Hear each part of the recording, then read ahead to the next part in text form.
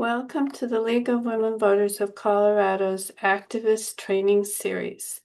This is session 7, The Power of Conversation to Connect and De-escalate with Dr. Martine Carcasson. This is session 6. We have had 5 other sessions. One was on Colorado's legislative processes, the other on protester safety and know your rights, another on activism beyond the march and other ways to resist. Number 4 was on reaching marginalized voters, and session 5 was on holding local government accountable. Recordings of all these sessions are available, and I put the link in the chat for you to check out later. Session 7 will be on May 20th at 5:30. Our friends from the Colorado Fiscal Institute will discuss Colorado's budget and the ins and outs of creating and passing that each year. Understanding Colorado's budget is vital to knowing how to advocate in our state. So now I'd like to introduce our guest, Martine Carcasson. Martine has a PhD. He is a professor in communications studies at Colorado State University. He is the founder and director of the Colorado State University Center for Public Deliberation, and he is faculty in CSU's new Masters in Public Policy and Administration program. Martine also works closely with International City and County Managers Association and the National Civic League. He runs workshops on public engagement and is currently serving as a faculty resource for the International City and County Managers Association Leadership Institute on Race, Equity, and Inclusion. His research focuses on helping local communities address wicked problems more productively through improved public communication, community problem solving, and collaborative decision making. The Center for Public Deliberation is a practical applied extension of Martine's work and functions as an impartial resource dedicated to enhancing local democracy in Northern Colorado. Dr. Carcasson and the Center for Public Deliberation staff train students to serve as impartial facilitators. Those students then work with the local governments, school boards, and community organizations to design, facilitate, and report on innovative projects and events on key community issues. So now I'd like to hand the meeting over to Martine.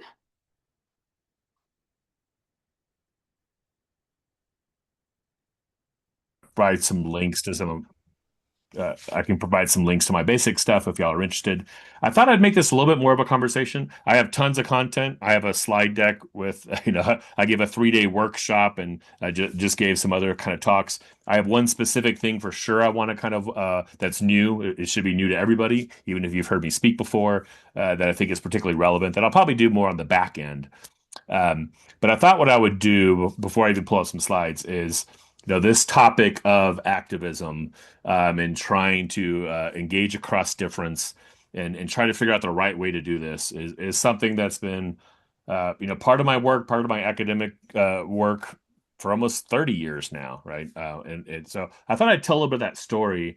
And part of what you'll hear from this story is some of the tensions that I've struggled with, right? Some of the tough choices, especially now as we're seeing democratic backsliding across the world and new threats to democracy, whether that's in the misinformation or authoritarian threats and so forth. So lots of people in my field, in this bridging field that's focused on bringing people together, have struggled lately figuring out what is our place, right? So if you came today looking for a lot of answers, I probably won't have lots of answers. I'll have lots of information about how to negotiate that tension as we kind of go through. But so I thought I'd kind of tell my story a little bit, maybe throw out a few things, but then see what jumps out. What do y'all want to talk about? And then depending on your questions, I might pull up some slides. And again, on the back end, I do want to kind of go through this specific new thing I developed primarily for incoming students at CSU, but it'd be really great to get other people's kind of reaction to that, to think about what is our role right now. Because I do think the overarching question that I want to play with today is like, what kind of activism do we need right now, right? And how, with a lot of my background in social psychology and brain science, like how do we do activism better that it actually kind of moves the needle on the issues that we care about and doesn't backfire, right? And doesn't, because there are certainly in our polarized environment, there's some dangers there. But so if you don't know me well, my initial academic training, going all the way back in grad school now, 25 years ago, was in communication studies and in argumentation. So argumentation is this subdiscipline that looks at how do you analyze the quality of arguments? How do you make a distinction between a strong argument and a weak argument? So that gets into like evidence and research and quality of sources and avoiding fallacies and logic and all that kind of stuff. And I was very, I've always been idealistic. I'm still idealistic. I'm holding on with thread. Uh, that I want a world where arguments matter, right? I want a world where good arguments get elevated and bad arguments get exposed, and we make better decisions together because the people with the best arguments kind of get listened to. And the unfortunate reality is we don't live in that world, right? We often live in the opposite world, that really bad arguments get elevated and really good arguments get punished or never really make it to the market. My early work actually focused on American presidents, how they talked about complex issues. And I grew more and more frustrated because most of my papers looking at, how do we talk about these tough issues ended up being criticisms of how bad we talked about issues, right? And I decided 25 years ago that I didn't want to write papers for 40 years about how bad everything is. So when I got the job at CSU, I switched from national to local, and I switched from being a critic, like analyzing other people's communication, to become more of a practitioner, which is, okay, how do we help people have better conversations?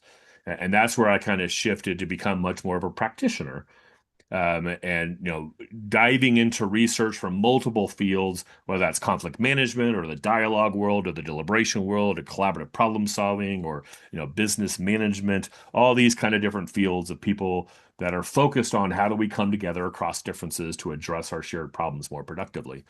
Um, Doing that work was basically, we know how to do this. There's lots of tools. We know how to bring people together. What's very, very frustrating is our political system uses none of them, right?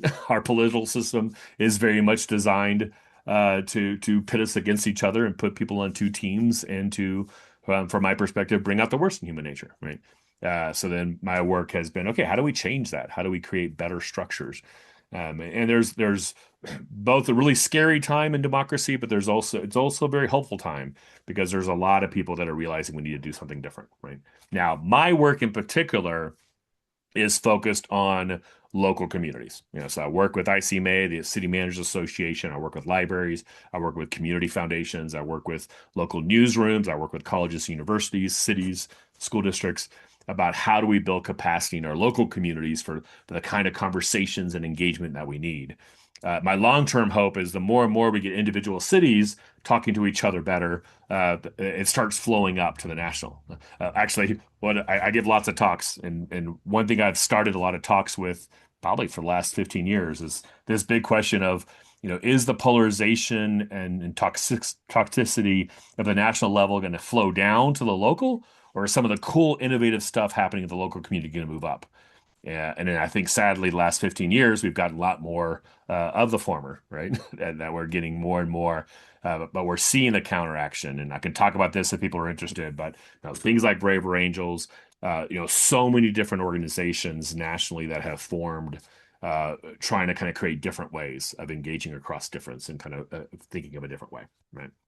Um, but part of the story too is the reason I went to grad school is my last semester at Texas A&M as an undergrad.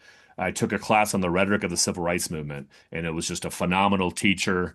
And it inspired me. It was like one of the first classes that I, instead of just getting the grade I wanted, I went above and beyond. I wanted to impress this professor. I, had more sources than were required for the assignment. And it was the first time I fell in love with research and I went to grad school, so I wanted more of that, right? But part of that was really digging into the civil rights movement and the role of protest. And I watched the Eyes on the Prize documentary series. I don't know if any of y'all have seen that, but that was life-changing in a sense. So I have a lot of respect for activism and protest. And whether you look at the civil rights or the women's movement or the gay rights movement or the environmental movement, clearly we've had protests that has been successful and has kind of changed things in some important ways. I also my another class I took as an undergrad, and then I taught at CSU for several years, was more of a social science class in persuasion. So it's really the research on what changes minds, right? How do you get people? How do you influence people? How do you get them to think differently? And it was fascinating to dig into that research and compare it to my argumentation world, because my argumentation world is like we want arguments to matter, we want facts to matter, we want basically the persuasion research shows yeah that doesn't matter too much, right? What matters is emotions, what matters is connection, what matters is them liking you, right? If you want to change people's minds, throwing facts at them tend not to work. And in a polarized environment, throwing facts at them often backfires, right? Um, so all that kind of came together in a way, and the reason I found deliberation is this focus, kind of impartial processes to bring people together in productive ways. Uh, I use the social psychology research, how our brains are wired, now to design processes that avoid triggering the worst of human nature and actually tap into the best of human nature. And that's kind of the topic of my bigger talks that I can get into some if you like. Um, so I'm using deliberation now to try to get back to this world where arguments matter. Right? But above all, I'm a pragmatist. I'm very much an activist towards democracy, and we need to defend democracy. So that's where I'm struggling right now is, do we focus, like, what kind of activism do we want? Do we focus on playing this adversarial game, and pushing back and resisting, some of those words when you have training on activism, and take it to the streets and have the signs, or do we still focus on working together across perspective? And we've had lots of conversations in my class this semester, that tension of, what's the best way to change the world? What's the way we need right now? Is it protest or is it dialogue and civility? Um, and part of my answer is, it depends, right? And I see clear toxic forms of both, right? You can see toxic activism. My concern with activism is that it just contributes to the polarization. It just makes us more angry, and just, everyone just retreats back, and doesn't get very far, right? Every time I'm driving home down college, from campus to my house, there's often protesters out there, right? And I'm always thinking, like, what's the reaction? The people that agree with them are honking happy, and the people that disagree with them are probably just backing up, right? So, like, protest is just increasing the distance in a sense. But I also see really real challenges to democracy, that there's also, I guess, a toxic form of bridging, right? That we can have this both sidesism, that we can, one of the phrases people use in my field now is like, you don't want to build a bridge between the arsonist and the firefighter, right? So we don't want to always bridge things. Um, so in a way, what I'm playing with is, on one extreme, we have this toxic polarization. We're all screaming at each other and facts don't matter. The other extreme, we have this toxic bridging civility, right? That we want to be polite and listen to each other, but we're blind to injustices. We're blind to true threats. Those are the two extremes. Those aren't the two choices. There's a lot of productive ground in the middle, right? So that's what, thinking about training and activism, somewhere in the middle. Sometimes it might be a little bit further on the advocacy side, saying no. We're going to try to figure. Our goal is to convince people that we're right and they're wrong, and to kind of get on our side. And there's interesting research. The one book I'll cite for sure if you're interested is David McRaney, who's a journalist that does a lot of good work on social psychology, has a book on how minds change. Has a chapter in there about the deep canvassing that was done in California, to undo some of the anti-gay rights bills that were passed.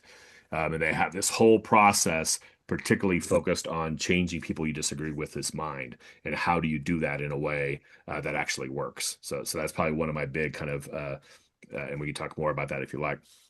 Um, So I'll stop there. I threw a lot out, just kind of beginning. I don't know if there's anything particular that jumps out, or hopefully it's kind of hitting, and then I can get into more kind of specific research and things if people are interested. But give y'all a chance to react to that if you have questions. I'd be curious in terms of you. I don't know if you've done this whole series. What are you hoping to gain in terms of your activism skills and things like that that might connect to what I talked about?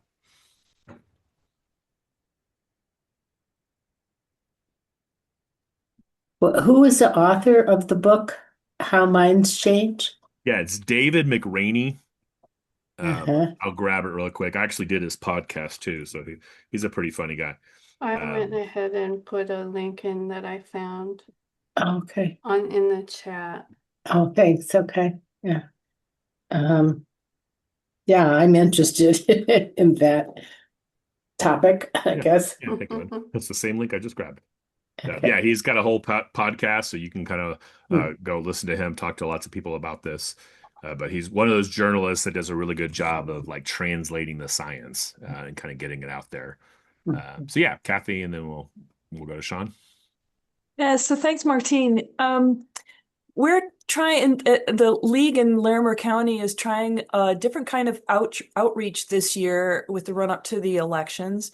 We're trying to do a bit of our own sort of flavor of deep canvassing No, to get potential voters to talk about the issues that bug them, what's on their mind, and get them to talk about it. And we're following a method introduced by the Right Question Institute to use their okay. tool to ask questions and not so much yak at people and tell them what to think or what we Right. think, but get them to Yeah. talk about what they think and sort of talk themselves into why it might be a good idea to vote. So the main objective being getting more people to vote, and not being turned off by, whatever it might have been preventing them from vote. So, I mean, that's my purpose in being here to get some kind of clues for how to approach those kinds of conversations. Yeah. Yeah, I think that advice coming from the Right Questions Institute. I engaged their stuff a while back, but I think it's very similar to some of the stuff Mick Rainey would argue, right? Is that notion of if you're trying to convince someone that they're wrong, um, that's really hard to do, right? Most people, there's a quote, Jonathan Haidt wrote a book called Righteous Minds that really gets into social psychology and brain science and really talks about how progressives and conservatives, what are the values they get into. But one of the things that he talks about that I think kind of applies here is this notion that when we want to believe something, the question we ask is, can I believe it? Right. And when we don't want to believe something, the question is, must I believe that? And the way our brains are wired, the answer to that question is almost always the way we want it to go, right? That if it fits our perspective, where it's a really easy yes. If it pushes back on us, it's really easy for us to kind of say no to. So I'm often get asked to do radio interviews like for Thanksgiving, right? Like, how do I talk to my Yeah. my uncle, right? That's kind of calm. And part of my advice is like, if your goal is to persuade them they're wrong, like you're going to fail miserably, right? If your goal is to better understand them, right? If your goal is to ask them questions and ask them questions seriously, genuinely, um, it basically one of the really interesting aspects of human nature is reciprocity, right? We are basically wired that if people give us a certain respect, we naturally want to give that respect back, and if people disrespect us, we're gonna pay it back as well. But as I talk to my students, particularly like having a conversation with someone you really disagree with, and how do you kind of get beyond this, and everything you say tends to backfire, and I'll get into the backfire effect a little bit if you haven't heard about that. Um, one of the most effective moves is find something that they said or believed that you can give them some credit for, right? That move of like, okay, I disagree with a lot of that, but one thing that you said you've got me thinking, right? Admit some positive aspect of their view, or admit some negative aspect of your view, right? Like, hey, one thing my side doesn't do so well, right? All of a sudden, that changes the conversation from who's going to win, right? To like, oh wait, they're taking me seriously. They're not just attacking me. And often, not always, often that invites reciprocity, right? That invites them to say, well, yeah, and one thing I think y'all are doing, all of a sudden it's a different conversation, right? So that, so being able to ask questions. The other way I kind of talk about this is, from the social psychology and brain science, most people think they're reasonable, right? People think they have good reasons for what they believe. So if you're entering a conversation because you're convinced they have bad reasons, and to tell them their bad reasons, it's not going to change their mind, right? It just convinces them, okay, they just don't understand me. They think they're better than me, right? And it's going to, so that's the purpose. If you're really trying to change someone's mind, seriously ask, figure out how they're convincing themselves they're right, right? Why is that important to you? Help me understand how you got to that position, right? And if you can identify the underlying values that they have, and then frame your talk, your appeal kind of to tap into that. You said something that is exactly right, Kathy. It's like you got to get them to convince themselves. You're not going to convince them, right? Really hard to convince other people that they're wrong, right? But you can kind of invite them to kind of see things in different ways, right? Thank you. Yeah. Sean. Yeah, thank you, Martine. I appreciated that you gave your background as well. It's helpful to know how you entered this space. I've got a number of questions, but I'll just limit it to one for now. Related to the idea that you were mentioning, the tension between bridging and activism, I think you kind of brought it up just then, around if you're bridging, it sounds like you're trying to understand, and then that might give you a doorway to activism. Is that how you're currently approaching alleviating those tensions, or I guess what is your theory of the case for kind of when to focus on one versus the other?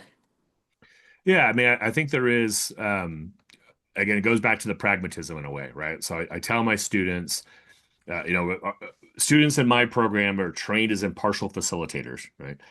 And yes, obviously they do have political positions. No one's purely impartial and so forth, right? But I try to convince them that to kind of trust the process. If we have a better process, right, we're going to come up with a better solution. So it's this notion, like if you're sure you have the better arguments, you can be an activism for good process, and hopefully if your side wins. So there's this pragmatism. A lot of the issues that we do, and we do more local issues, so we try to avoid kind of these, culture war, national issues. A big part of the argument, the problem is all our issues are framed from national politics. And obviously our national politics is zero-sum, two-party. I can tell you very much from running processes for 20 years, we've run over 600 meetings on all kinds of issues. If the issue is an either or, whether that's, red team, blue team, or an either or in terms of yes, no, right? I tell city managers all the time, the problem with a lot of engagement at the local level is a problem's identified. City staff researches the problem, analyzes it, tries to understand it, comes up with some potential solutions, criteria of those solutions, picks a solution, and then that goes into an ordinance, right? So then that's announced, and all of a sudden, then now you finally engage the public, and you're engaging the public on a yes/no question on a very specific solution to a problem, perhaps before the public even knew it was a problem, right? Well, when you engage people on a yes/no question, everyone who shows up tends to have already answered yes or no, right? And actually, most of them have answered no, because the ones that answered yes don't show up. Right? If you find that, if you learn that the school district is doing something and you think it's a great idea, you're like, that sounds awesome, and you go on with your day, right? If you think it's a horrible idea, you're like, oh hell no, and you show up, right? So then everyone shows up. They've already got their minds made up. They're already on a team. Well, the research shows once you're already on a team, your brain's not on. You're not thinking. You're not there to think. You're not there to be creative. You're not there to listen. You're not there to collaborate. All this good stuff. Humans are really good at creative problem solving. None of that gets tapped into because you're there defending your side, right? So that's a lot of process stuff. Is like how do we ask different kind of questions? So a lot of our issues, we're able to frame it in a productive way. To get back to your question, that it is reasonable people on all different sides. There's a second set of issues that we do sometimes where, as I go into it and look at it, it's pretty clear, like, oh, one side has better arguments, right? Or one side's relying on misinformation or problematic kind of things. So then that's where it becomes this question of, okay, do we still think a deliberative process, bringing people together and helping people have a much better conversation, will that reveal that? Right? That, will it kind of muddy the water and kind of get us stuck in paralysis by analysis? There's been some stuff that we said no to because we're like, I think this, right after George Floyd, we were asked to potentially run some meetings. And we're like, I don't think it's the time for everyone to calm down and sit and talk, right? We were having protests, but they weren't violent. They were, so we're like, I think this is the time to kind of, for people to be frustrated and talk, there's other issues where people ask us to do something and they kind of have one solution to a problem. And they're like, well, if you already have one solution, that's not our process, right? You need kind of advocacy, so there's roles for each of them. So it's more kind of an individual kind of what's the best way to kind of move forward. But I do think there's a pragmatic deliberation. We've done some projects that me personally looking at it going, okay, if we have a good conversation, I'm pretty sure we're going this direction. And in most cases, the process kind of bear that out in a way, right? One way to think about this is, if the really issue is, powerful people purposely holding people down and oppressing people and abusing power, I think they love the fact that we're all screaming at each other and facts don't matter, right? Polarization provides cover to bad faith actors, right? So this is the paradox that we're dealing with, is there are bad faith actors, but attacking a bad faith actor as a bad faith actor might just strengthen the polarization. So it's like, how do we change the story? Saying, there's a lot of work on demagogues, right? And framing everything as an us versus them. And kind of like conspiracy theories, they're often self-sealing. Like anything that attacks a demagogue kind of strengthens their narrative because the demagogue's telling you it's us versus them. So you're just playing the role of us, right? You're playing the role of them, and you're kind of strengthening their narrative. So that's the work that I do, is like, okay, I want to get away from the polarized environment, and how do we kind of change conversations and work differently? That is somewhat based on a faith in human nature. I think most people are reasonable. Right? Yes, there's some bad faith actors, and then there's a lot of people that have fallen prey to bad faith actors and are, have fallen prey to a simple narrative. So that becomes that tough question of, I'm not going to convince the bad faith actor to change their ways, but I think I can convince people that follow the bad faith actor, right? So if we get away from the polarized frame, does that give us more fertile ground to move forward? Did I get too far away from your question? I'm trying to remember what your question was, but No, I thought that was great. I didn't have an expected answer, and I appreciated the amount of color that you gave. yeah. I mean, I will say what I tell my students is we're democratic, small d democratic activists, right? We're focused on process. We're also, I've got an article, I'll post a link to it if you want, called Principled Impartiality, which is, we're impartial, but we're committed to democracy, and we're committed to good information, right? Desmond Tutu has a famous quote of like, neutrality in the face of oppression serves the oppressor. I don't want to serve oppressors, right? So that notion of, we train our students to, if someone with power is shutting someone down, we want to intervene there, right? We work hard. You had a session last week or so about, getting the hard to reach voices or marginalized voices. Part of my job, serving small d democracies, make sure all voices are heard. So that kind of stuff violates impartiality. We're working harder to hear certain voices and do those things. We're training our students to kind of make sure people can speak. But on the flip side, we're also biased towards good information, right? The original draft of that essay for National Civic Review, I talked about Desmond Tutu's quote, and then on the other side of the tension of supporting good information, I kind of framed it as neutrality in the face of bullshit serves the bullshitter, but they didn't let me keep it. I had to rephrase it. I thought it was a pretty good phrase. So when you're thinking about being impartial, it's not, I have no position, I'm completely neutral, right? It's like, no, you could be an activist for democracy, an activist for good process.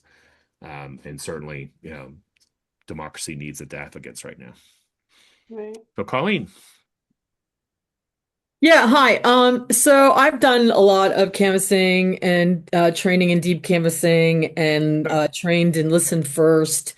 And for the question earlier, for the woman who was trying to get people to who are lapsed voters or hesitant voters, I just found that the listen first approach has really been very effective because you're always guided by what they're telling you and you ask questions. And so instead of trying to tell them, well, it's really important to vote, I would say, what makes you not want to vote? And then based on what they're sharing, then I can then say, well, it seems like you feel like such and such. And, sometimes I agree. Like one guy, for example, said, well, I don't want to vote because every time a candidate is on the trail, they're promising all these things and then nothing ever happens. So it's all talk and no action. And I said, well, actually, I feel like I agree with you because it's kind of just been a stalemate. I said, so what is it that you would like to see accomplished? Like, what is really important to you that you don't think is happening within our government? And so it just, you find that they start opening up to you because you're asking them to share instead of you sharing with them and telling them your opinions. Yeah. But what's problematic now is trying to even initiate a conversation. Now there's so many people that says, well, I don't want to talk about politics. It's too nasty. So then how do you then get past that? Yeah. Well, I mean, part of it, again, this is more of what I focus on, right? I don't tend to focus on voting as much, right? Not that I don't think voting is important and kind of critical, right? We actually, do I have some? We have little I deliberated stickers that we give at our events, right? Kind of like the analog to the I voted sticker. We like to give them out at the end because, like, hey, you've done your civic duty, right? And a CPD event is 100 people in the room at 15 different round tables with one of my students at every table facilitating, another one note taking, walking people through, like, hey, what should we do about this kind of shared issue? And for most people, when you say democracy, you think elections or voting, or maybe you think about protests, and signs and marches.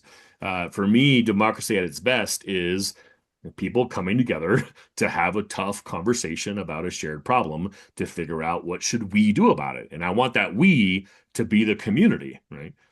Government being one particularly important tool to a community, but also nonprofits and for-profit and volunteers and so forth, right? How do we? So that's what democracy is to me. So that becomes part of it when we say for you to.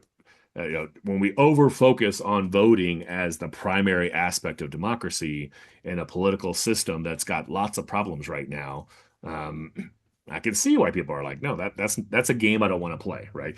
That's not a way of thinking about it. Is this, going back to what kind of activism do we need right now? It's like, do we figure out ways of playing this adversarial game better, or do we figure out ways of changing the game? And we need to do both. It's not an either or choice. And elections have consequences, obviously, right? So we still have to spend a lot of time kind of there. But a lot of my work is how do we change the game? Because the game's not working. And the more you know about social psychology and brain science, we're doing things that we know makes it harder for us to address our shared problems. So that's I know that's probably not the answer that's not as helpful of an answer if you're focused on voting, but I'm like, I'm not just focused on voting, but the fact is that the democracy is being threatened because you have elected officials that are not actually representing their constituents. It literally came up yesterday with that word with one of my students, right? And it's this interesting thing because this question, so my field of communication studies before I was in it, like in this, it had this really kind of a crazy situation in the 60s because we always used to, we would research public address, right? We research presidents and powerful speakers and analyze their speeches. And all of a sudden, we had all these protests, right? Not only civil, all these different things, the student protests and environmental movement. And we're like, how do we make sense of this? And there's a famous article called The Rhetoric of the Streets, which was the first one of trying to figure out what does this mean.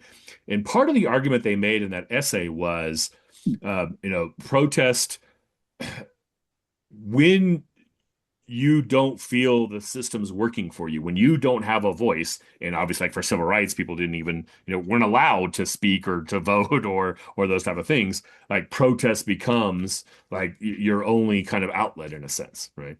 So what you just said, in a sense, people like, I don't feel I'm being represented. They're not listening to me. They're listening to the power or the money or so forth, right? That's one of the conditions that justifies protest, right? In some ways, I feel my job, at least kind of in Northern Colorado, working with, the city and so forth, is like, how do we create the more traditional forms of engagement, the public meeting and so forth? How do we make sure that that's always open and real and genuine and being listened to, so people don't have to protest, right?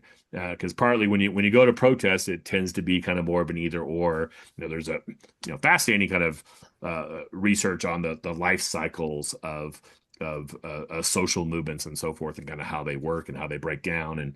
And that notion of when you're that becomes part of it too, is like they're frustrated with voting because voting doesn't seem to matter to change things. So how do we think about changing that? One quick thing that I'll mention, I don't know if y'all were familiar with the Civic Assembly, if y'all were here in Fort Collins. The Citizen Assembly or Civic Assembly, if you Google it, it actually takes democracy back to Greek democracy. Greek democracy, there once elections, right? It was by lot. The academic term is sortition, right? A random sample. I posted this quite a bit over the last few years. I've made the claim of like, give me a random sample of 200 Americans and a little bit of money to have a good process. Like I could outperform Congress 100-1 at 1% of the budget, right? And that's what we're seeing. Belgium, the country of Belgium, is looking at basically killing their Senate and replacing it with a citizen assembly, which is a random sample of citizens that will be paid to come together. It normally is dig into one issue. A book that I'm reading right now called Politics Without Politicians. The first two lines is something along the lines of representative democracy might be done for, but democracy isn't. So there's all these new democratic innovations that people are getting excited about. So a lot of my work now is these two, like how do we create different structures at the local community, local level to show people different ways of doing democracy that gives them some hope and that we need. Part of that hope there is the more people learn how to talk to each other better, and the less the strategies that we get from the national level will work, right? Because that's part of it. Right now, bad arguments are working. The things that divide us are working. They're rewarded.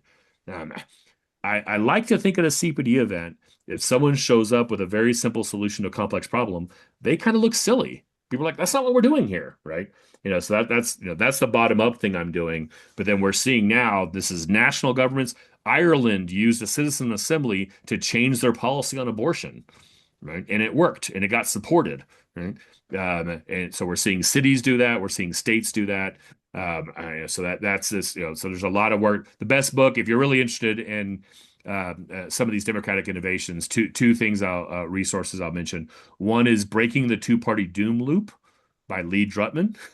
And he kind of does some deep dive into proportional representation, especially as gerrymandering is just going crazy right now, as both sides weaponizing it like crazy. Proportional representation would solve some of those issues. He talks about ranked choice voting, which Fort Collins has kind of passed. He talks about these citizens only. And the other one is our common purpose. I think it's a report done by the American Association of Arts and Sciences that has just got a whole collection of democratic innovations. And I think for me, what kind of activism do we need right now? Instead of, okay, how do we play this bad game better? Even though part of our brain has to do that. Elections have consequences, right? We need more energy and more time on changing that game. And my optimism comes from I believe we know how to do it. We know how to bring people together. So it's not so much how do we figure this out. It's how do we kind of change, rely on those things more and more. Joseph made a kind of a related comment in the chat. Voting does not achieve equal representation, so citizen assemblies or participatory budgeting via sortition. That's a question. Yeah. And then he says public meetings or citizen assemblies that are not by sortition further empower the privileged. Seems to be the same people going to these meetings that are the people that vote. And of course, politicians are only accountable to the people that will help get them elected. I mean, the idea of a citizens assembly using sortition in a random sample is it very much would not empower the privileged, right? So our current representative democracy in the Helen, I forget what the name of the maybe someone can Google. It's Helene. Getting her Lattimore is the author of the Politics Without Politicians. She makes a very strong case that, like, we call it representative democracy, but it's not representative at all, right? Who's running for office, right? The only people who are running for office that you have to be rich, right? You're almost always a lawyer. We clearly see kind of very, very difficult for people that aren't privileged to run for office in different ways.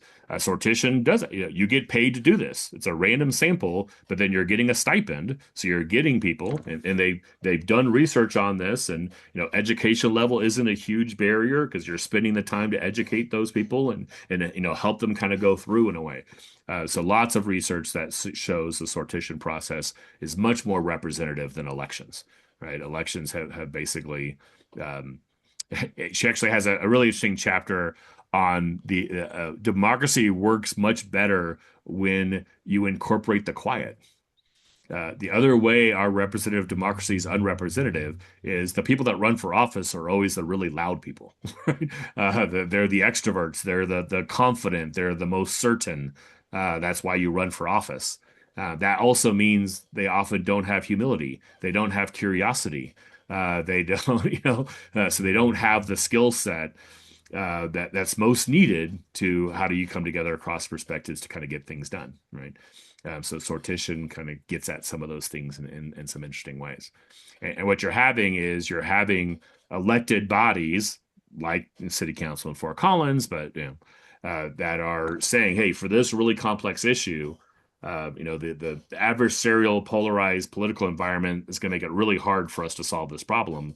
So they're empowering the Citizens Assembly to kind of take on these issues. My colleague Katie Knobloch has written a book called "Hope for Democracy." If you need some hope, that analyzed, her dissertation was on some of these processes in the the Oregon Initiative Review. And it's these 2-week process that 50 people come together for 2 weeks and study something, and getting some pretty impressive results. So, Sean, and then I want to at least introduce you to something I've been kind of playing with that I think is pretty relevant because I'm seeing we got about 12 minutes left. But Yeah, I'll try to avoid this from being a super long question. But to your point on kind of we know how to do this, and it's about practicing, or at least that's the takeaway I had. Do you have partners in other schools beyond CSU, like University of Colorado? And I guess maybe a way of distilling this question is, if you were, a graduate student today, like how would you go about pursuing the skills that would then lead you to be a practitioner in this space? Yeah, no, that does set up where I'm going in a second pretty well. I mean, it's a growing movement. I'm part of a network of centers like mine. I've helped start lots of centers that kind of follow my model. When I started the CBD 20 years ago, I was the first one actually had like dedicated courses, and now that's kind of been replicated. Did I do the? Oh no, I didn't click the link. But there's more and more universities that are doing this. There's more and more community organizations. There's lots of different titles for it. So sometimes it's the bridging movement, sometimes it's the dialogue and deliberation movement. Now they're talking more democratic innovation. I just put a link to an organization called the Listen First Coalition. But if you go to their website and then you actually the link I gave you is every single one of those icons you'll see on there. I think there's over 500 is a link to an organization that's doing this. Some of these are national, some are local. A lot of them are national that have local chapters. Quite a few of these are connected to universities, but not all of them. And I would say probably about I would say 2/3 of those are probably got created in the last 5 years, right? So there's this counter movement that's all about kind of changing how we kind of talk to each other and seeing it more and more. It's very interdisciplinary. I'm in communication studies. Some of this is in political science, some of it's in sociology, a lot of it's in like extension work, collaborative problem solving. So each university is a little bit different, but we're seeing kind of more and more of realizing the skill set. I'll post a link to the. I'll do that real quick. I've got a paper called the Wise Collaborator. So an argument of how do we rethink civic education, and that too much of civic education becomes just activism. And I think it's activism, problematic activism, like pick a side and fight for it. And often that just kind of increases the heat and polarization. So I make the argument for a new ideal for civic education is the wise collaborator. And this will link to what I talk about in a second with some slides. Part of wisdom is knowing what you don't know, having that humility, right? But also, being wise and knowing to engage the quality of arguments. But then collaboration is this notion of instead of find like-minded people and try to grow, how do you find out what people want and have the skills of working together across difference, right? So there's that combination of activism and facilitation that I'll kind of get to. But yeah, I'm going to share my screen real quick because I'm going to try to. And I'll give you a link. I don't have this all written up yet. It's kind of new stuff. And that's not it. Yeah, here we go. You're seeing the advocate scientist facilitator model, right? Yes. Yeah. Okay. And I'll give you, I just did like a poster session at a big higher ed conference that I'll give you a link to it that has a little bit more detail. And I've got a video that I can send you that digs in deeper. I'm going to go pretty quick here because I know we got like 10 minutes or 8 minutes. But this started off, I'm going to skip some of these slides to get to what I need. But for incoming students, incoming freshmen, like universities get attacked like we're indoctrinating them. We're telling them, how to think versus what to think. So I started kind of playing with, okay, how do we teach them what to think in some different ways? Part of this, Adam Grant's book, he's a social psychologist that writes these fun best-selling books, translating the social science to broader fields. So in this book, Think Again, he kind of argues that our brains are not wired to think again, right? Our brains, my side bias and confirmation bias, once we make a decision, our brain defends it and protects it. So you can see on here, preachers, politicians, and prosecutors, all three of those tend to lean into the worst of human nature, right? That you start with a conclusion and then you go find evidence of what you're right. You start with your tribe and just try to kind of build your tribe. And the best way to build your tribe is often to attack the other side. And all three of those are pretty maladaptive and corrosive of democracy. So his argument is we should think like scientists, because scientists are trained to overcome their biases and go where the evidence leads them. So think again, so change their mind if the evidence shows them. And scientific communities are designed for the best arguments. So I agree in a lot of what he says there. What I disagree with is science is really good at certain things. Science is good at things that you can count and you can touch and you can, empirical kind of things. Science doesn't do so good with values, and particularly competing values and tensions. Science is not a decision-making model. Science is let's find good information, and then we use that information to make, bigger decisions. So all that leads up. Another book that does something similar. She's got a great TED Talk if you Google this. And I will give you a link to all these slides at the end if you want to dig in, or I'll put my email. So anything you want more information on, I'm happy to send you. But so same thing, soldier mindset is kind of like the advocate mindset, and the scout mindset is more the curious. So I started playing with other occupational metaphors for thinking. For a while, I had like 20, and then I finally kind of broke down to 3, which is thinking like an advocate, thinking like a scientist, and thinking like a facilitator. And my pitch to students is, by the time you graduate, you need to be able to think like all 3 of these. And then to know in this certain situation, which way should I be thinking, right? And I will say I like to create these typologies, three different ways of thinking. Theoretically, these are three different ways. In real life, these are all combined. And we've had lots of examples today of like a combined facilitator and advocate. I think League of Women Voters is a fascinating organization to think about through this lens, right? Because sometimes y'all are the scientists, right? Let's do the research.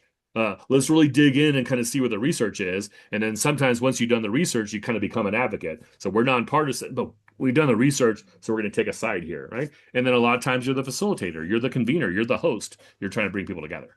Now, certainly a big part of my argument is the world needs more facilitators, because if we're all advocates, particularly in a polarized environment, we're all kind of talking to each other. We're all kind of talking to each other and facts don't matter. Sorry. If we're all scientists, we have really good information, but good information in an environment where we can't make decisions isn't very useful, right? So the role of the facilitator is to create environments where the appeals of the advocate and the data from the scientist matters more, right? So that's the work that I'm kind of doing, is how do we build, how do we train more facilitators? How do we make that a skill set that more and more people, how do we think about, there's some friends of mine just published a book called The Facilitative Leadership, right? Which is kind of a new take on leadership.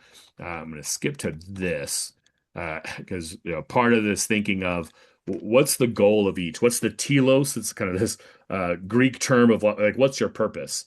So the purpose of the advocate is pursuing justice, but different people have different conceptions of justice, right? Of what you think is morally right and so forth, right? But you gather around people that have a similar sense of justice and try to pursue that and often push back on injustice. The scientist is the pursuit of truth. How do we find good information? We need to know what works and what doesn't work, and what's real, because having really good information helps us make better decisions. I would argue that information is never going to make the decision for us, because most of the big issues are more value laden, right? There's not a right answer. We have to make tough choices between things that we hold high. And for the facilitators, the pursuit of wisdom. Wisdom, again, being this word of making good judgments with incomplete information. This kind of skill set, right? So I'll give you the handout that has all of this. Each has strengths and weaknesses. So none of them are perfect. You can emphasize. This is part of my argument with activism. The two big downfalls of activism, or pitfalls, or the barriers you have to overcome, is both tied to social psychology. Are you an activist because you're only seeing one side of the issue? Are you making assumptions about your side and assumptions about the other side? And often, activism can activate that, because we want simple stories, right? We want heroes and victims and villains. So sometimes we kind of put our blinders on, and that's why we're an activist. But even if you overcome that, even if you are wise and curious and test, and you get to a point that, no, I've really considered both sides, and I'm sure I want to fight for this side. A lot of activism can backfire, right? So then how do we think about how do we get activism to kind of work better? Yeah, so I'll stop there. I'm going to put a couple links because I know some of y'all might need to drop off real quick. I'll show you that this is my, where did it go? I'll stop sharing so you don't have to watch me try to find the links I'll be giving, but so a couple minutes there. If anything kind of sparked, I'll listen while I try to kind of post a couple links of things. Here it is.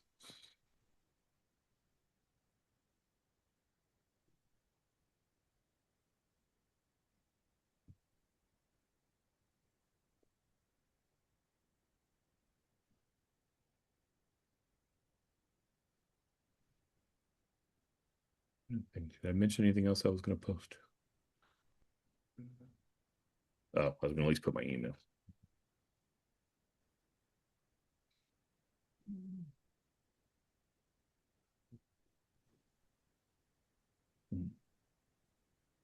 Well, thank you, Martine. This has been great. I'm going to post one more quick. I just published this article about a month ago. Don't have time to kind of talk through it, but the really quick intro to it to see if you're interested. Plays off Robert Putnam's work on Bowling Alone. We had him on campus a couple years ago. There's a documentary about his life called Join or Die, which was on Netflix, but it just rotated off. So I don't know if it's anywhere free. I don't know if y'all have seen it. But I watched that documentary and had a conversation with him. And it sparked me thinking about what kind of organizations do our communities need? These bonding organizations or bridging organizations, what kind of social capital? So bonding brings like-minded people together, bridging brings people together across perspectives. So developed a typology to kind of think about what kind of organizations, again, thinking about League of Women Voters within this context, I think would be pretty interesting. My argument, again, is we need more bridging institutions. Most of our organizations bring like-minded people together, and that often can bring out the worst in human nature. So that's a new one. So if you get a chance to read that, read any of this stuff. Love to hear people's kind of responses, what you like, what you don't like. I hope I show some intellectual humility that I don't have right answers. I'm struggling with this stuff. So hearing smart people engage these things is always very helpful to me. So Great. Okay, well, thanks everyone for coming. If you found this free session worthwhile and are able to, please consider making a donation to the League so we can continue this vital work. And I'll put our email in the chat. And maybe I will send it. There you go. Okay, thanks, Martine. That was great. Yeah. And Yeah, thanks thank you. everybody for coming. Thank you.